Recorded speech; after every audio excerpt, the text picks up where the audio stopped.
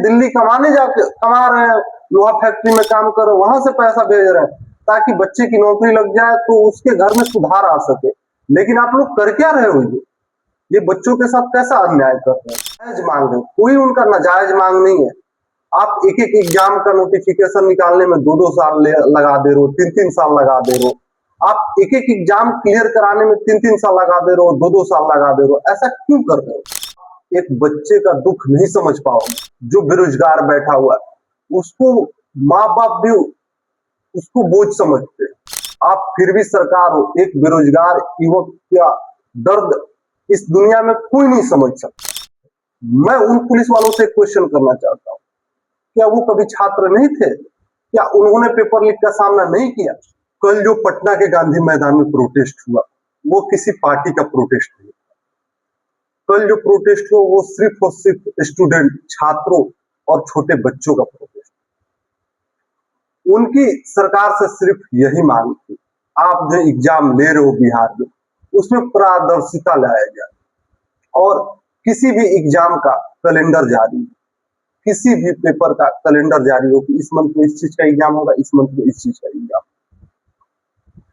मैं बिहार सरकार से एक क्वेश्चन करना चाहता हूँ, ये बच्चे जब वोट देते हैं तो ये विकास के नाम पे वोट देते हैं, रोजगार के नाम पे वोट देते हैं, लेकिन बदले में इन्हें फिर सरकार के ही खिलाफ रोड पे उतरना पड़ता है। ऐसा क्यों?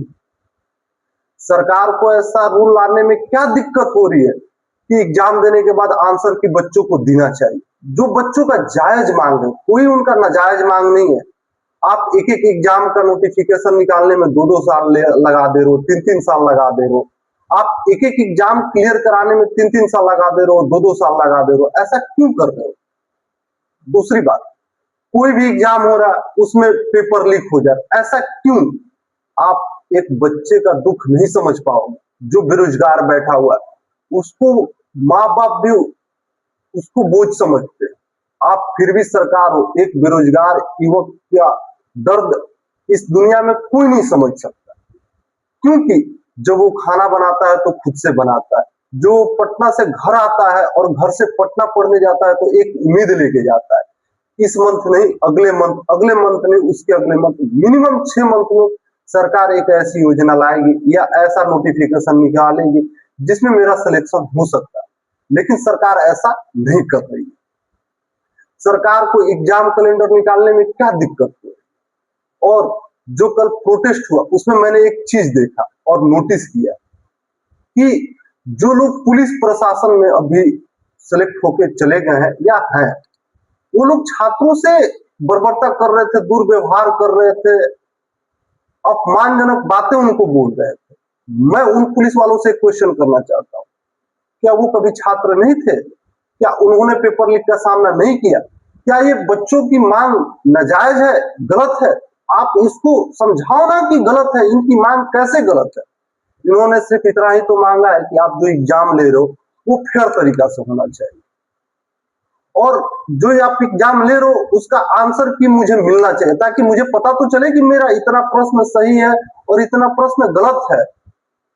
और दूसरी बात, किसी भी एग्जाम का आप कैलेंडर जारी क्यों नहीं करते? क्या बिहार सरकार में ऐसा कोई मंत्री नहीं है या ऐसा कोई अफसर नहीं है जो एक शेड्यूल जारी कर दे कि इस एग्जाम का इस तारीख को होगा, इस महीने में होगा, ताकि बच्चे उसके अनुसार प्रिपरेशन कर सके? और मेरा बिहार के शिक्षा मंत्री से एक क्वेश्चन है, आपने जो ये बीपीएससी टायर 4 में चेंजमेंट लाया, आप उसके लिए पहले से प्रिपेयर थे तो आपने बच्चों को बताया क्यों नहीं कि हम ये सिलेबस चेंज कर रहे हैं? आप बच्चों पे जबरदस्ती सिलेबस क्यों डाल रहे हैं? कोई भी सिलेबस कवर करने के लिए कम से कम 3 महीने का समय चाहिए, मैक्सिमम 6 महीने का तो चाहिए ही चाहिए।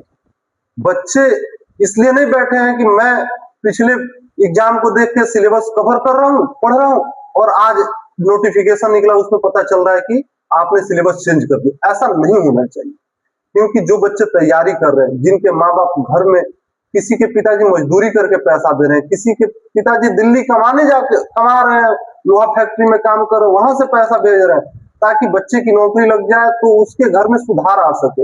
लेकिन आप लोग कर क्या रहे हो? ये बच्चों के साथ कैसा अन्याय कर रहे हैं? आप लोगों को थोड़ा तो समझदारी होनी चाहिए। आप लोगों का चुनाव 5 साल में होता है और वो फिक्स है कि हो ही जाता है, उसका रिजल्ट 10 दिन में आ जाता है, लेकिन आप बच्चों के साथ ऐसा क्यों नहीं कर रहे कि आपका इस मंथ में एग्जाम होगा, इस मंथ में उसका रिजल्ट आ ही जाएगा, ताकि बच्चे भी प्रिपेयर्ड रहे और उनके माँ बाप भी निश्चिंत रहे कि हाँ इस मंथ में एग्जाम होगा। बच्चे के माँ बाप पैसा भेज रहे हैं, लेकिन बच्चों का एग्जाम कब होगा इसकी कोई गारंटी नहीं है। सब चीज की गारंटी है, लेकिन बिहार में बच्चों का एग्जाम कब होगा इसकी कोई गारंटी नहीं है। ऐसा क्यों? और एग्जाम होगा तो फेयर तरीके से होगा इसकी भी कोई गारंटी नहीं है, क्योंकि पेपर लीक हो रहा है। ऐसा क्यों कर रहे हो आप लोग?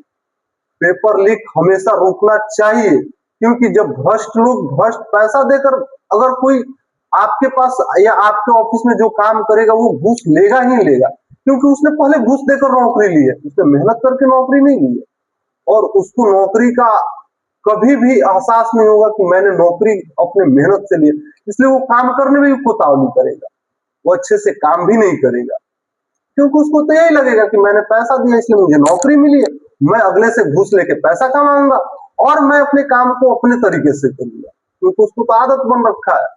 ये नहीं होना चाहिए। और ये जो बच्चे किसी पार्टी के लिए नहीं आए थे सड़क, ये अपने हक के लिए आए थे, अपने पढ़ाई के लिए आए थे कि मैंने इतना पढ़ाई किया है उसके अनुसार मुझे नौकरी मिलनी चाहिए। इनका ये मांग जायज है, नाजायज नहीं है। अगर ये गलत है तो आप उसके अनुसार एक रूल लाओ कि ये होना चाहिए, लेकिन उससे पहले ये भी रूल लाओ कि जो भी एग्जाम होगा उसका पारदर्शिता होगा, उसका आंसर की मिलेगा। किसी भी वर्ष का कैलेंडर जारी करो कि इस साल इतनी वैकेंसी आएगी और इसका इतना एग्जाम होगा। जैसे आप लोग चुनाव में वादे करते हो कि हम इस साल इतनी वैकेंसी देंगे, इतनी नौकरियां देंगे, बच्चों को रोजगार मुक्त, बेरोजगारी से मुक्ति दिलाएंगे, लेकिन ऐसा होता नहीं है। आप लोग बस जुमलेबाजी करते हो चुनाव के टाइम पे। मैं सम्राट चौधरी जी से ये बोलना चाहता हूं, आप दूसरे को गलत नहीं ठहराओ। अपोजिशन नहीं है, अपोजिशन के हाथ में कुछ भी नहीं है, आपके हाथ में। आप सुधार ला सकते हैं, दूसरा और कोई नहीं सुधार ले सकता है। आपके पास पूर्ण बहुमत की सरकार है, आप निर्णय खुलेआम लीजिए, बच्चों के हित में निर्णय लीजिए, ये नहीं कि आप दूसरों के लिए निर्णय लीजिए। मेरी बिहार सरकार से ये रिक्वेस्ट है कि आप जो भी निर्णय लीजिए बिहार सरकार के एवज में। धन्यवाद।